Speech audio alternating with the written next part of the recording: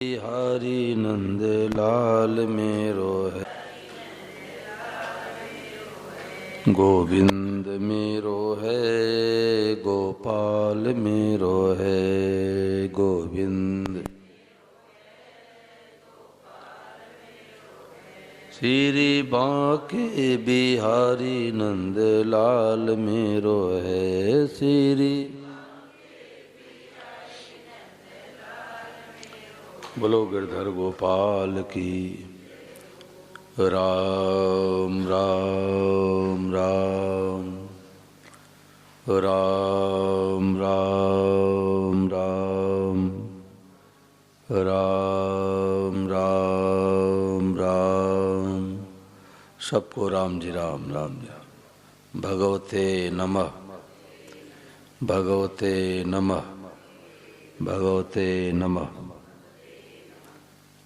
आज परम श्रद्धेय स्वामी महाराज जी ने हम लोगों को याद दिलाया कि अपने मैंपन को बदल दो, कि मैं सांसारिक नहीं हूँ, मैं गृहस्थी नहीं हूँ, मैं तो भगवान का हूँ, मैं तो भगवान की हूँ। तो हमारा 24 घंटे का भजन शुरू हो गया। ये बड़ी गहरी बात है कि अपने को जो बदल देते हैं कि मैं तो साधक हूँ, मैं सत्संगी हूँ, मैं भगवान की हूँ, तो हमारे द्वारा जो भी काम होगा सब भगवान का भजन हो गया। अभी हम लोगों के दिमाग में, हृदय में क्या बात बैठी है कि माला फेरना भजन है, गीता रामायण पढ़ना भजन है, कथा सत्संग सुनना भजन है, मंदिर में जाना भजन है। बाकी तुम गृहस्थी आदमी हैं, बाल बच्चे वाले हैं।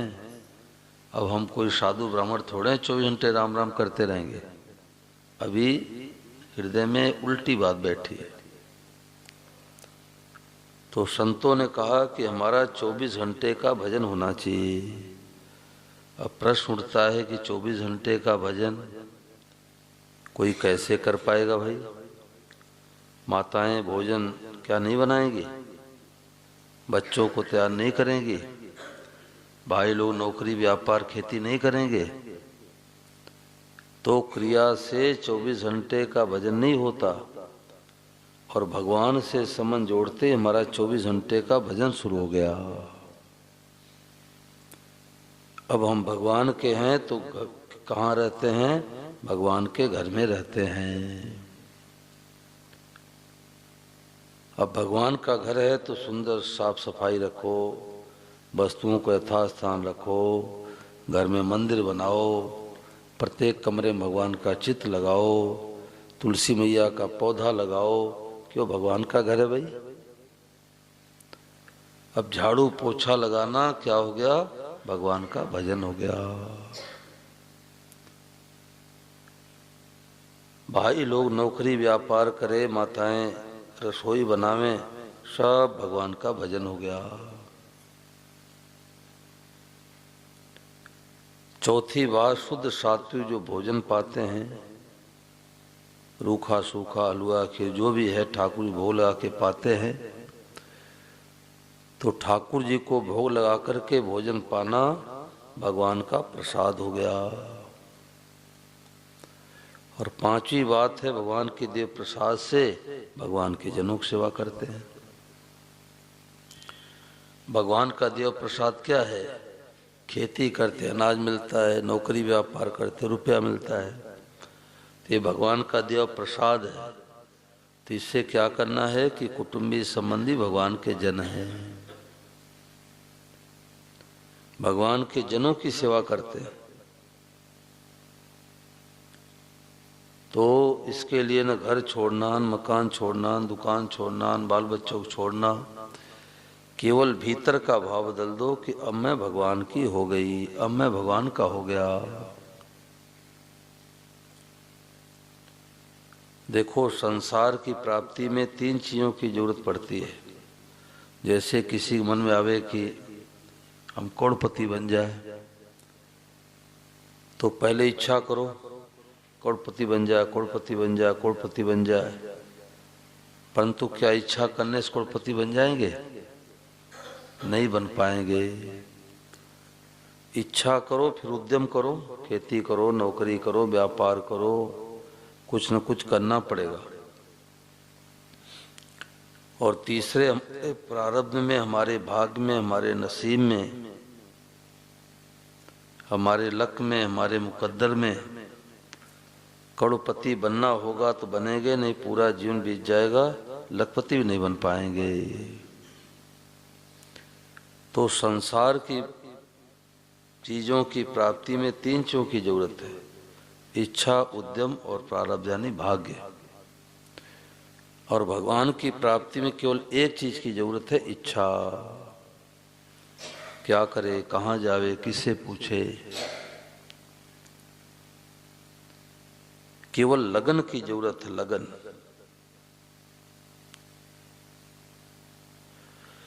भगवान ही नहीं देखते क्या करता है, क्या करती है, भगवान ये देखते चाहता क्या है। सालासर पैदल जाता है, परंतु किस लिए जाता है? सालासर के दर्शन करने के लिए जाता है कि बेटे पोते मकान दुकान हो जाए, इसलिए जाता है? तो भगवान ही नहीं देखते क्या करता, भगवान ही देखते चाहता क्या है।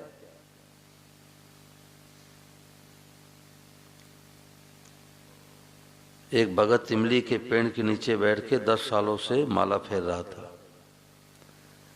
तो नारद जी जा रहे थे उस रास्ते से, तो भगत ने देखा, रे हमारे डाबड़ी गांव से नारद जी जा रहे हैं। दौड़ के गया, चरणों में प्रणाम किया, नारद जी मैं रुको, ठहरो, 5 दिन 10 दिन भोजन प्रसाद करो, सत्संग कराओ, आप कहाँ जल्दी जल्दी चले आ रहे हैं? नारद जी ने कहा, भाई बहुत जरूरी काम से मैं तो बैकुंठ धाम जा रहा हूँ, भगवान के पास। अच्छा, भगवान पास जा रहे? बोले हाँ, कोई काम हो तो बताओ। तो नारद जी ने, उस भगत ने कहा कि नारद जी आप भगवान से ये पूछ लेना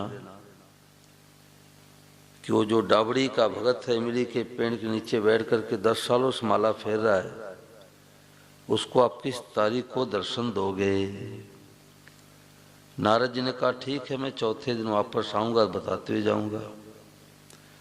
अब चलते चलाते नारद जी पूछ बैठे कि महाराज जो डाबड़ी का जो भगत है 10 सालों से इमली के पेड़ के नीचे बैठ के माला फेर रहा है, उसको किस तारीख को दर्शन दोगे? भगवान ने कहा, भाई जिस लगन से लगा है तो उसे कह दो कि इमली के पेड़ में जितने पत्ते हैं उतने जन्म के बाद दर्शन दूंगा। अब नारद जी तो सिर खुजलाने लग गए। वो भगत जो 2 4 5 माला फेरता वो भी खुट्टी टांग देगा। अब इमली के छोटे छोटे पत्ते और इतने जन्म के बाद दर्शन देंगे भगवान। तो नारद जी ने सोचा कि रास्ता बदल के चला जाऊंगा, न मिलेगा न मैं बताऊंगा, नहीं तो होपलेस हो जाएगा, निराश हो जाएगा। अब वो तो अपने छत से टहल रहा था, गया 4था दिन है, नारद जी आ रहे हैं, नारद जी आ रहे हैं। देखा, रे नारद जी तो भूल करके दूसरा रास्ता पकड़ लिए। दौड़ के गया, चरणों में प्रणाम किया, नारद जी महाराज आप तो रास्ता भूल गए। अच्छा बताओ, आपने भगवान से पूछा था? नारद जी ने कहा हाँ भाई मैंने पूछा था, परंतु और लगन बढ़ाओ।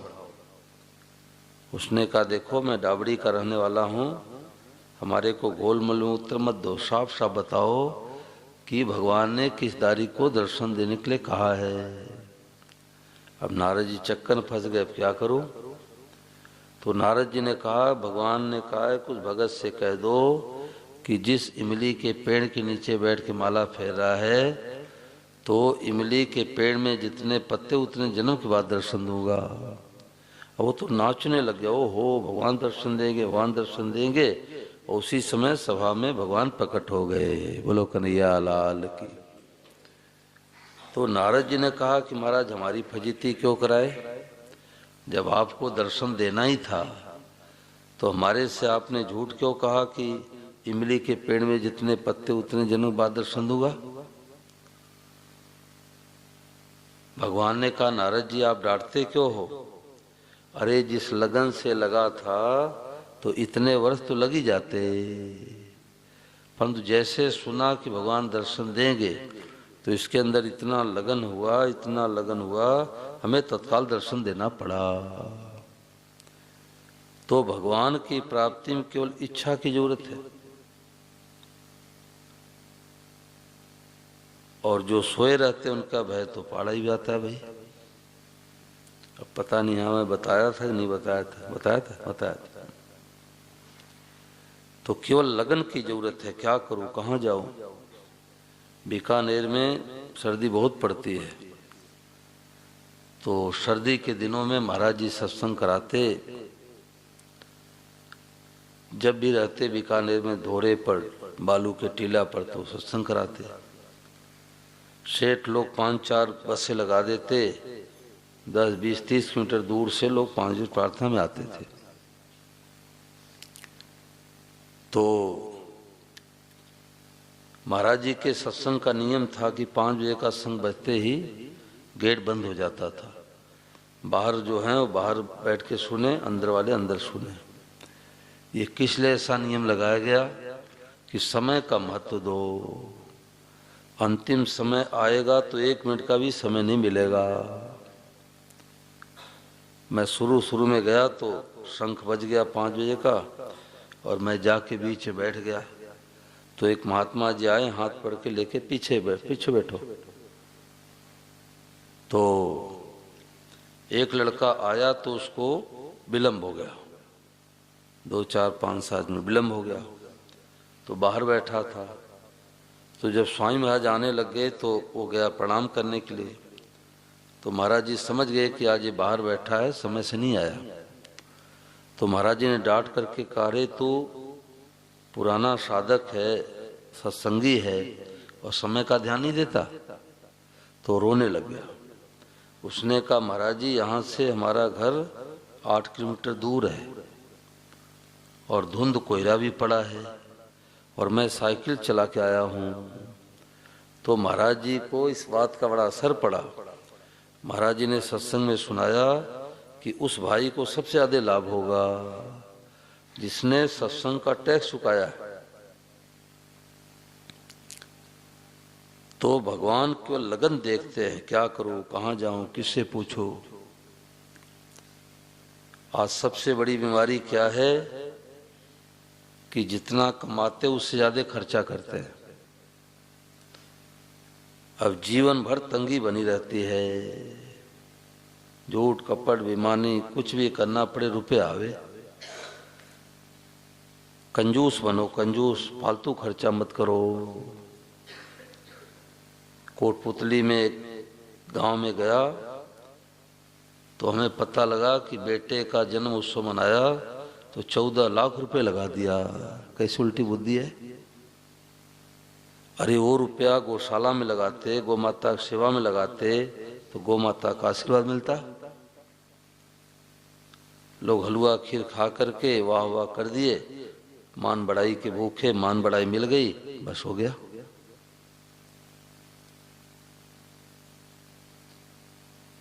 तो अनावश्यक खर्चा मत करो। 25 साल बीत जाते हैं तो कहते सालगिरह मनाओ। उल्टी उल्टी बुद्धि। कहाँ सीखते हैं? सिनेमा वालों से। अरे 25 साल बीत गया तो बैठ करके रो, कितना वर्ष बीत गए, भगवान के दर्शन नहीं हुए। स्वामी महाराज कहते कि जन्म उत्सव मनाते हो उस दिन बैठ के रो कि 60 साल बीत गए, अभी हमारे को भगवान का दर्शन नहीं हुआ। 50 साल बीत गए, जितना पोता प्यारा लगता है उतना ठाकुर जी प्यारे क्यों नहीं लगते। रोने का दिन है, खुशी मनाने का नहीं है। तो भगवान की तरफ चलने में लगन की कमी है। देखो मैं तो कहता हूं इतना सुंदर ठाकुर जी का मंदिर है, तो रोजाना 1 घंटे भाई लोग, 1 घंटे माताएं बने सत्संग करें। माताएं दोपहर को 1 घंटे सत्संग करे, और भाई लोगों को दिन में समय नहीं मिलता तो सुबह 5 बजे प्रार्थना करो, प्रार्थना में सब लोग माताएं बहनें भाई लोग आवे, और प्रभात फेरी यही ठाकुर जी का 5 परिक्रमा कर लो तो रोजाना सत्संग करने से बैटरी चार्ज होती है, और नहीं तो संसार में बैटरी डाउन हो जाती है। संतों ने कहा कि जैसे सर्प और नेवले का आपस में बैर होता है, तो जब सर्प नेवले को डस लेता है तो नेवला घायल हो जाता है, परंतु लड़ाई छोड़ के जाता है, अपनी जड़ी बूटी सूंघ लेता है, जहर उतर जाता है, फिर जाकर के लड़ता है, फिर सर्प डसता है। ऐसे कई बार नेवला डसा जाता है, परंतु जड़ी बूटी सूंघने के बल पर जहर उतर जाता है और नेवला सर्प को मार डालता है। ऐसे संसार क्या है? ये सर्प है। कभी देवरानी जेठानी प्रेम हुआ, कभी खटपट हो जाएगा, कई भाई भाई में प्रेम हुआ, कभी मुकदमेबाजी होने लग जाएगी, कई व्यापार में नफा होगा, कोई नुकसान हो जाएगा, कभी स्वास्थ्य बढ़िया होगा, कोई बिगड़ जाएगा। तो संसार रूपी सर्व डस लेता है किसको? हम जो नेवले के समान मनुष्य हैं। तो संतों ने कहा कि जैसे नेवला अपने जड़ी बूटी को पहचानता है, ऐसे मनुष्य यदि अपने जड़ी बूटी को पहचान ले तो संसार रूपी सर्प पर विजय प्राप्त कर लेगा। तो नेवले की जड़ी बूटी औषधि वनस्पति और मनुष्यों की जड़ी बूटी क्या है? सत्संग। महाराज जी की अच्छी पुस्तकें ले लो। अब देखो छोटी सी पुस्तक है, अब इससे महाराज जी क्या करें, ये मात्र 16 पेज की है, 10 मिनट 15 मिनट में पुस्तक पढ़ डालो। महाराज जी ने कहा कि दुकान पर माल लेने के लिए जाते हैं तो पहले उसको चखते हैं, पर वैद्य के यहाँ दवाई चखते नहीं है, वह जो दे दे वही ठीक है। ऐसे ही भगवान के शरण होने पर चाहे सुख आए चाहे दुख आए, कोई परिस्थिति आ जाए, अपने को तो आनंद ही आनंद होना चाहिए। बुखार आ जाए तो आनंद, स्वास्थ्य ठीक हो जाए तो आनंद, धन आ जाए तो आनंद, धन चला जाए तो आनंद।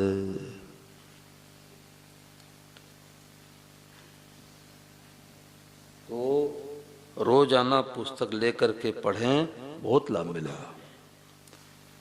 हमारे को कई ऐसे भाई बहन मिलते हैं, वो कहते हैं हमारे को थोड़ी चिंता होती है, डिप्रेशन होता है, और महाराज जी की पुस्तक निकाल के पढ़ लेता हूँ, शांति हो जाती है। एक बहन मिली दिल्ली में, तो उसने कहा कि हमारे 7-8 साल का बच्चा और उसका दिमाग खराब हो गया, पागल हो गया, तो रात रात भर उसके साथ मैं भी जागती, तो ऐसा लगता था कि मैं भी पागल हो जाऊंगी। तो उसने कहा या तो बैठो या तो जाओ, बोलो मत, या तो बैठो या तो जाओ, बोलो मत। कितनी भोली भाली माई है, या तो बैठो या तो जाओ, बोलो मत।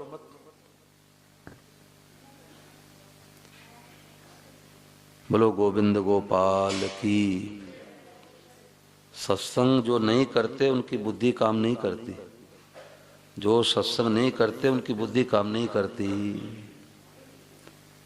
एक सत्संग करने से सब तरह से शांति मिलती है, और सत्संग न करने से न अपने को शांति मिलती है न घर वालों को शांति मिलती है। अभी माई आई है तो पोते को साथ में लेके आई है, क्या जरूरत है? पोते के बिना जी नहीं लगता, और मरते समय पोते की याद आएगी तो घर में बेटा पोता बन के आना पड़ेगा। गुरु नानक जी महाराज एक रास्ते से जा रहे थे, तो एक नवयुवक बकरे को पकड़ करके मार रहा था। क्यों मार रहा था? क्योंकि अनाज की ढेरी में एक मुट्ठी अनाज उसने मुख में ले लिया। तो शिष्यों को तो दया आई, और गुरु नानक जी महाराज को हंसी आ गई। तो शिष्यों को अटपटा लगा।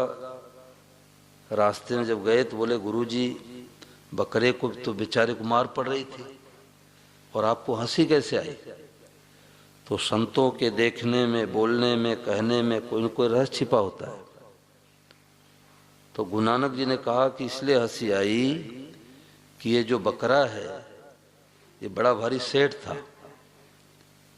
ये बकरा था, बहुत बड़ा सेठ था। ये माई को चुप कराओ, नहीं तो बाहर भेजो।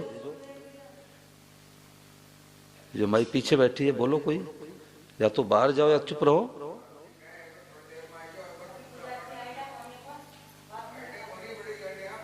दिमाग की पागल है क्या? है तो आई है, बच्चा स्वस्थ है, कोई ऐसा नहीं है। बोलो क्यों? जाओ, बाद में आना, जाओ। तो शिष्यों ने पूछा कि महाराज जी बकरे को तो मार पड़ रही थी, आपको हंसी कैसे आई? तो गुरु नानक जी ने कहा कि ये जो बकरा है ये जन्म के पहले बड़ा भारी सेठ था, सेठ साहूकार, और इसी का गोदाम बनाया हुआ है। और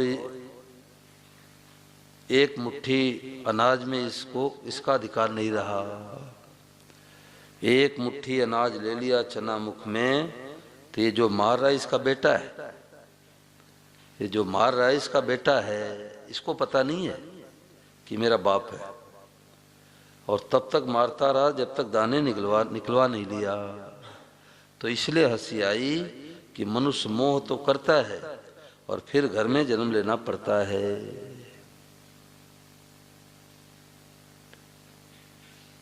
तो एक सत्संग नहीं करने से सब तरह का दुख होता है। इसलिए संतों ने कहा कि 3 लोगों को आंख मूंद के भजन में लग जाना चाहिए। एक तो जो बूढ़े हो गए, अब उनका कोई काम बाकी नहीं रहा। बेटा बीमार है तो बहू बेटे ले आवे, दादी क्यों ले जाएगी? और दादी को मोह है, मोह। तो जो बूढ़े हो गए, जो साधु हो गए और जो माताएं विधवा हो गई, ये 3 के लिए कोई काम बाकी नहीं है। अब आंख मूंद के भजन में लग जाओ। रावत सर मैंने कथा किया तो माताएं रोजाना 5 प्रार्थना शुरू कर दी। रोजाना गीता साधक संजीवनी पढ़ती है तो शांति मिल गई। बिना सत्संग किए शांति मिलेगी नहीं। सोचते रुपया हो जाए तो शांति हो जाए, रुपए शांति होगी तो रुपए वाले नीति गोली क्यों खाते? रुपए से शांति नहीं मिलती, बेटे पोते शांति नहीं मिलती। शांति मिलती है भगवान में लगने से। मिलता है सच्चा सुख केवल भगवान आपके चरणों में। वृंदावन एक माता जी मिली राजस्थान की, तो उन्होंने कहा कि हमारे विवाह के 1 साल नहीं बीता था और पति का सही पूरा हो गया, तो हमारे ऊपर तो दुखों का पहाड़ आ गया। तो स्वामी महाराज आए हुए थे आसपास में, तो किसी ने कहा रे चल सत्संग में, तुम्हारी शांति मिलेगी। तो उसने कहा कि क्या सत्संग में जाने से हमारे पति जी जाएंगे? चलो चलती हूँ। तो वहाँ गई तो स्वामी महाराज से मिली, तो उसने कहा महाराज जी मैं तो अनाथ हो गई। बोले भाई क्यों अनाथ हो गई? बोले साल भर नहीं बीता था हमारे पति देव चले गए। तो देखो महाराज ने क्या उत्तर दिया। महाराज ने कहा अनाथ हो है जिनको सत्संग नहीं मिला है। जिनको सत्संग नहीं मिला है वो अनाथ है,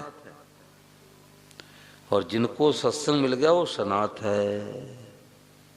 अब मीराबाई के पति भोया राणा का सही 25 साल की उम्र में हो चले गए। सास ने कहा तो विधवा हो गई, अपने मंगल चिन्ह को उतार दे। तो मीराबाई क्या कहती है कि ऐसे बर को क्या बरू जो जन्मे और मर जाए, बर बरिए गोपाल जो हमारो सुहाग मर कर जाए। मैं तो सदा सुहागिन कभी न दुहागिन, मैं तो अजर अमर भर पायो मेरी माँ। तो मीराबाई के जीवन में कितना दुख आया, भूखे सिंह को उसके देवर ने छोड़ा, सर्व का पिटारा भेजा, जहर का प्याला भेजा, परंतु मीराबाई का बाल बाका नहीं हुआ। और महाराज जी कहते कि राजस्थान से अकेले राजघराने के पर्दे में रहने वाली और मीराबाई पैदल चली गई कहाँ? द्वारिकाधीश, गुजरात। हम लोग 1-2 दिन के लिए जाते हैं तो सोचते हैं कहाँ ठहरेंगे, कहाँ रहेंगे, क्या खाएंगे। और आज के लगभग 500 वर्ष पहले गाड़ी मोटर व्यवस्था थी नहीं, सड़कें थी नहीं, जंगल झाड़ी का रास्ता, और मीराबाई पहुंच गई द्वारिकाधीश। तो असली शांति मिलती है रोजाना सत्संग करो। एक पढ़े बाकी लोग सुनो। अब कुछ भाई मैं देखता हूँ कि रात्रि में आते हैं, कुछ भजन कीर्तन करते हैं, ये भी एक मनोरंजन है, ये भी एक मनोरंजन है। थोड़ा सुर अलाप लिए, बोल दिए, भजन गा दिए, न करने के अपेक्षा भी ठीक है। शराब के ठेके पर जाने के अपेक्षा भी ठीक है, परंतु असली शांति मिलती है सद महापुरुषों की पुस्तकों से। जब ये पुस्तक पढ़ेंगे तो जीवन में जीने की कला आती है। नहीं तो भजन कीर्तन तो कर लेंगे और गुटखा खाना नहीं छोड़ेंगे, गुटखा खाना भी नहीं छोड़ेंगे। तो सत्संग किए बिना जीवन का अंधेरा मिट नहीं सकता।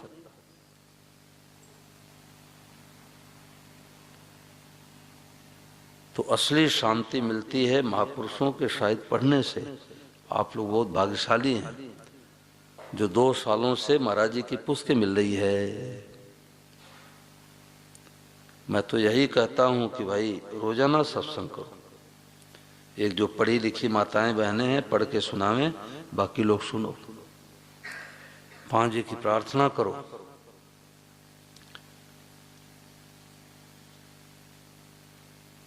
अब किसी के मन में कोई बात आई पूछ लो भाई।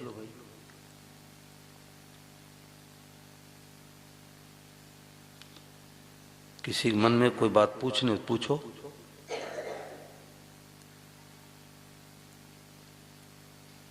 कई माताएं कहती हैं कि अब सब लोग आवे तब तो सत्संग हो, जरूरत नहीं है। जैसे शराब के ठेके सब जाते हैं क्या? आप लोग जाते हो क्या?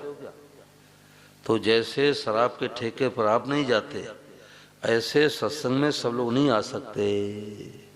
तुलसी पूरब पापते हरि चर्चा न सुहाय, जैसे ज्वर के जोर से भूख विदा हो जाए। भीतर में पाप का जोर होता है, वो बेचारा कथा पंडाल में नहीं आ सकता, वो ठाकुर जी मंदिर नहीं आ सकता, पाप आड़े आता है। आवे बैठे सुने तो उसका मन लग जाएगा, परंतु पापी व्यक्ति भगवान कथा सत्संग में नहीं आ सकता।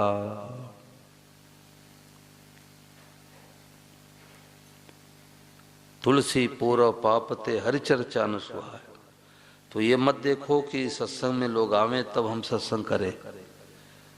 हम लोग सोचते हैं कि हमारे वक्ता ज्यादा आ गए तुम बड़े महात्मा बन गए, और शंकर भगवान से बड़ा कोई कथावाचक हुआ नहीं, होगा नहीं, हो सकता ही नहीं।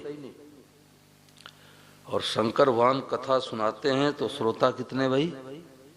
अकेले पार्वती मैया, अकेले पार्वती मैया को शंकर भगवान कथा सुनाते हैं। वो भी हाँ में हाँ मिलाती हैं, और वो भी नींद आ जाए तो। और शंकर भगवान बड़े ठाठ से कथा सुनाते हैं। इसलिए संख्या मत देखो। शराब का ठेका खोलने वाला ये थोड़े कहता है कि भाई हाथ खड़ा करो कि हम ठेका खोलने जा रहे हैं मेन सड़क पर, अब कितने लोग पीने के लिए आएंगे। वो तो ठेका खोल देता है, पीने वाले आते हैं, नहीं पीने वाले नहीं आते। ऐसे जब सत्संग शुरू करेंगे तो जिनकी रुचि होगी, लगन होगी तो आएंगे, और रुचि लगन नहीं होगी तो टेलीविजन बैठ करके देखेंगे। लगन की बात है। स्वामी महाराज जी का सत्संग चल रहा था, दिल्ली के पास मोदी नगर है। तो एक बूढ़े सज्जन महाराज जी से बोले कि महाराज जी मैं 3 बजे लगभग प्रातः काल उठ के आपकी गीता साधक सुनी पढ़ता हूँ, परंतु हमारी पत्नी गाली देती है कि शहर में तुम ही ऐसे भगत हो जो 3 बजे 2:30 बजे उठ के गीता पढ़ते हो। तो महाराज जी ठाका मार के हंसे, बोले उससे कह दो शहर में धनी एक होते हैं, सब धनी थोड़े हो जाते हैं, शहर में एक धनी होते हैं। ऐसे ही सबकी लगन नहीं लगती। मीराबाई कह रही है पात जो पीली पड़ी रे लोग कहे पिंडरोग, छाने लागन में किया रे पिया मिलन की जोग। बाबुल वैद दिखाइयां पकड़ दिखाई मेरी बाँ, मूरख वैद मरम नहीं जानो करक कलेजे माए। दर्द के मारे बन बन डोलू वैद मिला नहीं कोय, और मीरा के पीर मिटे जब वैद सावलिया हो। राणा ने कितना दुख दिया, परंतु मीराबाई कह रही है राणा पहले क्यों नहीं अटकी, अब तो लागी गोविंदा से प्रीत।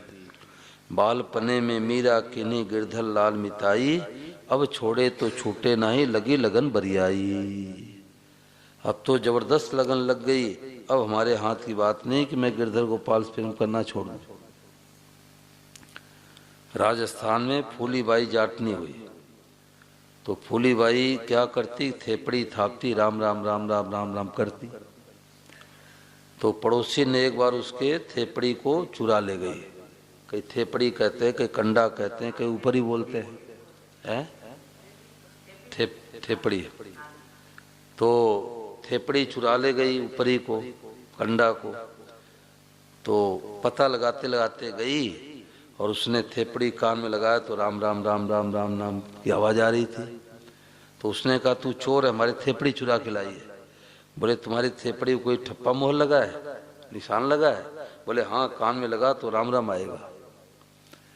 तो एक बार जोधपुर के राजा साहब फौजियों के साथ में जा रहे थे, तो बाजरे की रोटी और साग सब फौजियों को कर्माबाई ने खिला दिया। तो राजा साहब बड़े प्रभावित हुए, सत्संग भी सुना। तो राजा साहब ने कहा कि देखो रानियां घर से बाहर निकल नहीं पाती महल से, तो एक दिन फूलीबाई आप आओ, हमारे घर में सत्संग करा दो। तो जब फूलीबाई गई तो गांव की वेशभूषा में, तो रानियां सज धज करके नवलखा हार पहन के बैठी थी। तो फूलीबाई जाती बोले कि गहना गाठो तन की शोभा, काया काचो भाड़ो, अट्टे अरे टुकुर टुकुर का देखो राम भजोए राड़ो। विधवा को राण कहते हैं। तो फूलीबाई को संकोच नहीं हुआ कि रानियां कहीं नाराज ना हो जाए। तो बोले कि ये सज धज के क्या बैठी हो गहना गुड़िया पहन के, इससे तो शरीर की शोभा है, और सही तो कच्चे घड़े के समान है, कब फूट जाए कुछ पता नहीं। तो टुकुर टुकुर का देखो राम भजोए राड़ो, राम राम राम राम करो। तो भाई मनुष्य सही बहुत कीमती मिला है, समय बर्बाद करने के लिए नहीं मिला है। जो बूढ़े बड़े हो गए उनको शादी विवाह में नहीं जाना चाहिए। अब तैयारी करो, जाने की तैयारी करो, भजन में लग जाओ, अच्छी पुस्तकें पढ़ो। देखो हमारे कोई महाराज जी की पुस्तक मिली, हमें पता नहीं था स्वामी महाराज कौन है। कोई पुस्तक ला के दिए कलकत्ता से, और लगभग 36 साल पहले। तो 2-3 तो अखंड ज्योति पुस्तक दिए, और एक महाराज जी की छोटी कोई किताब दिए। तो मैं अखंड ज्योति तो पढ़ के इसे रख दिया। और स्वामी महाराज जी पुस्तकों में एक शक्ति है, एक ताकत है, प्रभाव डालती है। क्योंकि महाराज जी का उद्देश्य था कि लोगों का कल्याण कैसे हो, शांति कैसे मिले। तो मैं महाराज जी की पुस्तक पढ़ने लगा, तो महाराज जी ने कहा कि सुखदायी परिस्थिति में भगवान की दया है, और दुखदायी परिस्थिति में भगवान की कृपा है। यानी अनुकूलता में भगवान की दया है, प्रतिकूलता में भगवान की कृपा है। तो आधी बात तो उसमें आ गई कि सुखदायी परिस्थिति में भगवान की दया है, ये तो साफ साफ दिखाई देता है। घर में बेटा जन्मे, पोता जन्मे, मकान बने, प्लाट बने, फैक्ट्री बने, ये दया है। परंतु घाटा लग जाए, अपमान हो जाए, निंदा हो जाए, इसमें कौन सी कृपा है? तो ये बात मेरे को समझ नहीं आई। तो मैंने सोचा साधु महात्मा से ही छोड़ देते, उसके बाद पुस्तकें छपती है। तो महाराज जी की पुस्तक में एक विशेषता है कि कोई छोटा ऐसे उदाहरण देते हैं कि वो बात समझ में आ जाती है। तो महाराज जी ने आगे क्या लिखा कि जैसे मैदान में कई बच्चे खेल रहे हो, अब रविवार का छुट्टी है, बच्चा बैट बल्ला लेकर चला गया खेलने के लिए। अब माँ के हृदय में दया होती है, माँ सोचती है बच्चे खराई हो जाएगा, कुछ खाया पिया नहीं, बीमार पड़ जाएगा। तो माँ क्या करती है, साड़ी के आंचल में लड्डू लेके जाती है। अब वहाँ जाती है तो कई बच्चे खेल रहे हैं, तो माँ के हृदय में दुनिया में सबसे बड़ी दया होती है। भगवान के बाद दूसरा नंबर माँ का ही आता है। तो अब माँ क्या करती है कि आधा लड्डू फोड़ के तो अपने बेटे को देती है और आधे लड्डू को फोड़ फोड़ करके सब बच्चों को पकड़ा देती है। परंतु सब बच्चे उदंडता कर रहे हो, वो थप्पड़ किसको लगाएगी? बोलो, अपने को लगाएगी। दूसरे को लगावे तो लड़ाई होने लग जाए। तो हमारे बेटे को थप्पड़ लगाने वाली कौन है? यही बात लग गई, यही बात लग गई कि सुखदायी परिस्थिति में भगवान की दया है और दुखदायी परिस्थिति में भगवान की कृपा है। अगर भगवान दुख नहीं देवे तो जीव भगवान में लगेगा ही नहीं, क्योंकि दुख में सुमिरन सब करे, सुख में करे न कोय, और जो सुख में सुमिरन करे तो दुख काहे को हो। तो मैं तो लगभग 300 किलोमीटर दूर पता लगाने के लिए गया कि स्वामी महाराज हैं कि नहीं है, और उनकी पुस्तकें पढ़ने लगा। तो ये भगवान कृपा से मैं तो कहता हूँ कि जिनको स्वामी महाराज जी की पुस्तक मिल गई, दुनिया के सबसे बड़े भाग्यशाली हैं। पढ़ती शांति। अब देखो इस पुस्तक के पीछे क्या लिखा है कि लोग कहते हैं कि हमारे भीतर शांति नहीं है। तो मैं कहता हूँ कि आपने दो बातें पकड़ ली कि ऐसा होना चाहिए, ऐसा नहीं होना चाहिए। अब अशांति अशांति होगी, अब शांति नहीं मिलेगी। इसलिए जो भगवान करे वही होना चाहिए। अपनी मर्जी भगवान पर छोड़ दो तो चिंता फिक्र सब मिट जाएगी, मौज हो जाएगी। और चिंता करने से क्या कोई लखपति बन जाता है, करोड़पति बन जाता है? क्या बेटा हो जाता है, पोता हो जाता है? तो महाराज जी को उदाहरण देते कि एक ब्राह्मण देवता ऊंट खरीद के जा रहे थे 400 रुपए का। तो गांव से गुजर रहे थे तो शादी समारोह चल रहा था। तो उन्होंने सोचा कि मंडप में चल कर के बैठ जाऊं तो 4 आने 8 आने दच्छा मिल जाएगी। पुराने ज़माने में 4 आने 8 आने 10-5 पैसे चलते थे। तो 1 घंटे वहाँ बैठ गए और ऊँट को बाहर पेड़ में बांध दिए। तो 4 आने दक्षिणा मिली। तो बड़े राजी हुए, ब्राह्मण ठहरे कि चलो 4 आना दक्षिणा मिल गई। अब जब बाहर गए तो चोरों ने क्या किया कि ऊँट को लेके चले गए। यानी 4 आने की दक्षिणा के लिए 400 रुपए की ऊँट की चोरी हो गई। तो इसका तात्पर्य क्या हुआ कि जो इच्छा करते हैं बेटा हो जाए, पोता हो जाए, मकान हो जाए, दुकान हो जाए, ट्रैक्टर हो जाए, ये 4 आने की दक्षिणा के पीछे 400 रुपए की ऊँट की चोरी क्या हुई कि भगवान की प्राप्ति से वंचित रह गए। तो भाई लग जाओ, भगवान में लग जाओ। कल विकास जी आए थे, कह रहे थे ना कि लग जाओ। बिना लगे शांति मिलेगी नहीं, और नहीं तो रोते रोते आए और रोते रोते जाएंगे और फिर जन्म लेना पड़ेगा। माया में रह जाए वासना अजगर दे धरासी। बोलो गिरधर गोपाल की। और आज कथा में बच्चों को भी लाओ, पति को लाओ, पत्नी को लाओ, सबको लाओ। 6 दिन किसी कारणवश जो कथा में नहीं आ पाए हो, 7वें दिन कथा में सम्मिलित हो जाए तो पूरे 7 दिन कथा सुनने का लाभ मिल जाएगा। बोलो गिरधर गोपाल की। तो आज प्रतिमा करूँ 5 परिक्रमा मैं